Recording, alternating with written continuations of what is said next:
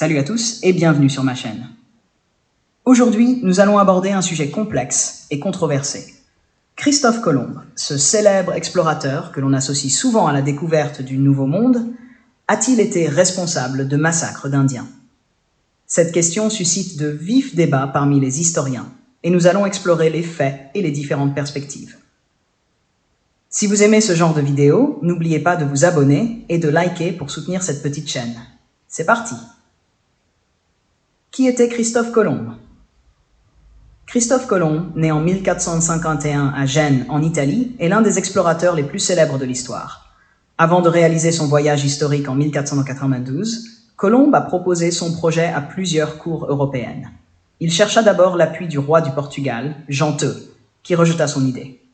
Ensuite, il se tourna vers les rois de France et d'Angleterre, sans succès. Finalement, il trouva des mécènes en Ferdinand d'Aragon et Isabelle de Castille, les monarques espagnols qui acceptèrent de financer son expédition.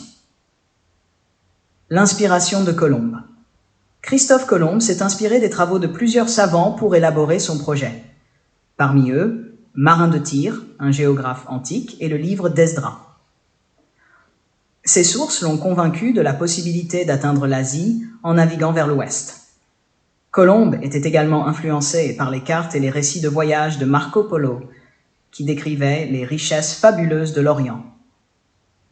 Les buts de son voyage. Les objectifs de Colomb étaient multiples. Il voulait démontrer que la Terre était ronde, bien que cette idée soit déjà acceptée par certains savants de l'époque, en prouvant qu'il était possible d'atteindre l'Asie en naviguant vers l'ouest. Il espérait également ramener de l'or et des épices, ces dernières étant particulièrement précieuses en Europe, et trouver de l'or pour enrichir ses mécènes et financer d'autres expéditions. Colomb avait également l'intention de convertir les populations qu'il rencontrerait au christianisme, suivant ainsi les objectifs religieux de la couronne espagnole. Enfin, en explorant de nouvelles terres et en cartographiant des territoires inconnus, Colomb souhaitait contribuer à l'avancement des connaissances géographiques et faire progresser la science. La rencontre avec les indigènes. Lors de son premier voyage, Colomb a rencontré les peuples Taino dans les îles qu'il nomma Hispaniola, aujourd'hui Haïti et la République dominicaine, et Cuba.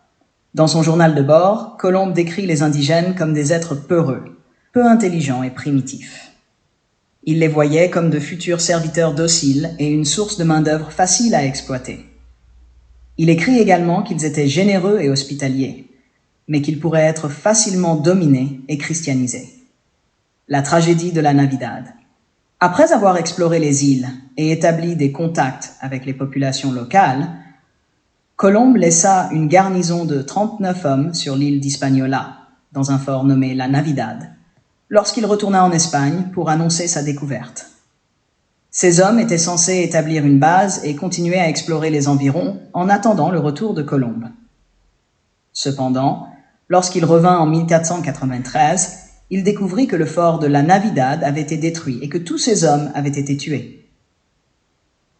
Les indigènes Taïnos, autrefois accueillants, avaient retourné leur colère contre les colons laissés sur place. La raison de cette tragédie était les comportements abusifs des Espagnols. Ils avaient pillé les richesses des indigènes, violé leurs femmes et commis d'autres actes de violence et de cruauté. Ces actions avaient provoqué une rébellion des Taino, qui avaient attaqué et exterminé les envahisseurs pour se défendre et protéger leur peuple. La colonisation et ses conséquences. Après cette découverte, Colomb et ses hommes instaurèrent un régime encore plus brutal pour maintenir leur domination et extraire les ressources des îles. Ils imposèrent des travaux forcés aux indigènes, les soumettant à des conditions de vie épouvantables. Les sévices, la malnutrition et les maladies européennes introduites par les Espagnols eurent des conséquences dévastatrices pour les populations autochtones. Le rôle de Christophe Colomb. Colomb lui-même a directement participé à l'instauration de ces systèmes oppressifs. En tant que gouverneur des territoires qu'il avait découverts, il a mis en place des régimes de travail forcés et a toléré, voire encouragé, les violences commises par ces hommes. Des sources historiques indiquent qu'il a puni sévèrement les indigènes qui ne se conformaient pas aux exigences des colons. Cependant, il est important de noter que Colomb n'était pas seul dans cette entreprise. Les abus et les massacres étaient également perpétrés par d'autres conquistadors qui ont suivi ces traces. Colomb a établi un précédent, mais la responsabilité des atrocités commises doit être partagée avec de nombreux autres acteurs de la colonisation espagnole. La controverse historique. Les historiens sont divisés sur l'évaluation de Colomb. Certains le considèrent comme un explorateur visionnaire, dont les actions ont ouvert une nouvelle ère de découverte. D'autres, cependant, le voient comme un oppresseur, dont les actes ont entraîné la destruction de civilisations entières. En 1488, Colomb a été arrêté et renvoyé en Espagne pour sa gestion tyrannique des colonies. Bien qu'il ait été libéré et autorisé à faire un dernier voyage, sa réputation a été entachée par ces accusations.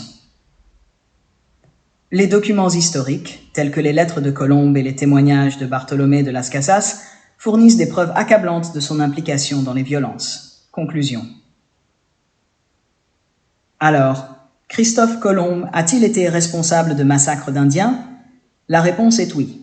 Ses actions et sa gouvernance ont directement contribué à la souffrance et à la mort de milliers d'indigènes.